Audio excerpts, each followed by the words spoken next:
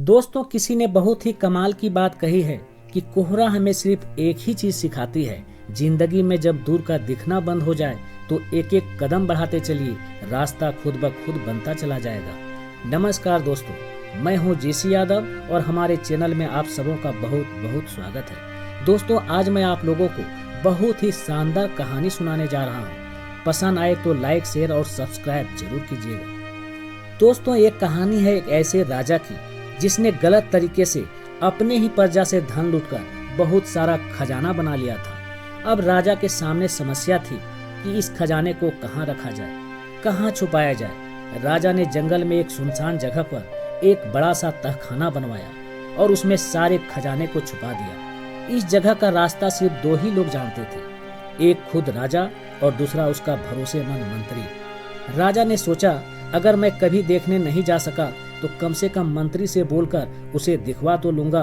कि खजाना सुरक्षित है या नहीं। ऐसा ही चलता रहा और कहीं से भी खजाना हड़प कर लाते और वहीं छुपा देते। एक दिन राजा ने सोचा, आज खजाना देखने चला जाए, और वे अपने राजमहल से निकलकर जंगल पहुंच गए। राजा के पास चाबी थी, उसने ताला खोला और अंदर चला गया। वे खजाना देखकर मंत्र मुक्त हो गए और अपने आप को सिकंदर समझने लगे। राजा अपार हीरे जवाहरात देखकर फुला नहीं समा रहे थे और सोच रहे थे कि मुझसे ज्यादा इस दुनिया में कोई और धनवान नहीं है। उस तहखाने में बहुत बेशकीमती हीरे मोती थे जिनकी शायद दुनिया को भी पता नहीं थी। राजा हीरे मोतियों में खोया हुआ था, तभी वहां से मंत्री का गुजरना हुआ। उसने कमरे का ताला खुला देखा तो घबरा गए और सोचने लगे, कहीं मुझसे ये दरवाजा तो नहीं खुला रह गया जब मैं 2 दिन पहले यहाँ आया था। मंत्री दौड़ा और झट से दरवाजा बंद कर दिया और वहां से चला गया। राजा खजाने में खोया हुआ था। फिर अचानक राजा को ध्यान आया, बहुत देख लिया, अब राजमहल चला जाए। जब राजा दरवाजे की तरफ बढ़ा तो देखा दरवाजा तो बंद है। राजा के पास चाबी थी लेकिन किसी काम की नहीं। राजा पीटता रहा, चिल्लाया भी, कोई दरवाजा खोलो। अब वहाँ कौन आने वाला था? एकदम सुनसान जगह थी। घंटों बीत गए। अब राजा को भूख प्यास लगने लगी।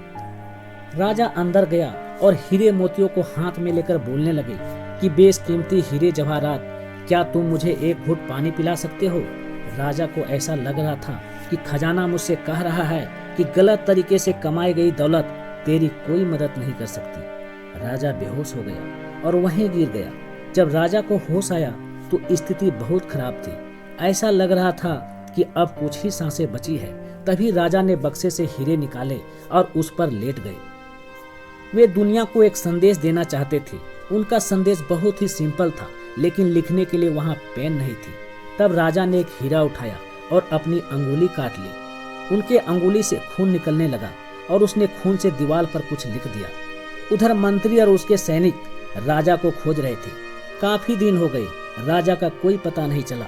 तो वे लोग सोचे, शायद किसी ने राजा का शिकार कर लिया होगा। राजा जिंदा है या मर गया, तरह तरह के ख्याल आ रहे थे। तभी मंत्री के मन में विचार आया, राजा तो अब आने वाला है नहीं। खजाना जिसका रास्ता सिर्फ मुझे पता है, चलकर देखा जाए और अपने लिए कुछ लेकर आया जाए। मंत्री गया, तहखाने का दरवाजा खोला जिसकी चाबी उसके पास थी। मंत्री दरवाजा खोलकर जैसे ही अंदर गया तो सन्न रह गया। देखा कि एक लाश पड़ी है, वह कोई और नहीं बल्कि राजा था। मंत्री ने दीवार पर देखा, एक संदेश लिखा हुआ है, ये दौलत जो मैंने गलत तरीके से कमाई ये किसी काम की नहीं। ये हीरे मोती अंत समय पर मुझे एक घूंट पानी भी न पिला सके। संदेश पढ़ते ही मंत्री को समझ में आ गया कि जैसी करनी वैसी भरनी। दोस्तों, ये छोटी सी कहानी हमें बहुत कुछ सिखाती है। सभी को पता है कि कोई अपने साथ कुछ नहीं लेकर जाने वाला, फिर भी लोग इनके पीछे भागते हैं। हम ना तो कुछ लेकर आए हैं और न ही अपने साथ कुछ लेकर जाएंगे तो सिर्फ अच्छी दुआएं। दोस्तों, कैसी लगी ये कहानी? कमेंट करके जरूर बताइएगा। धन्यवाद।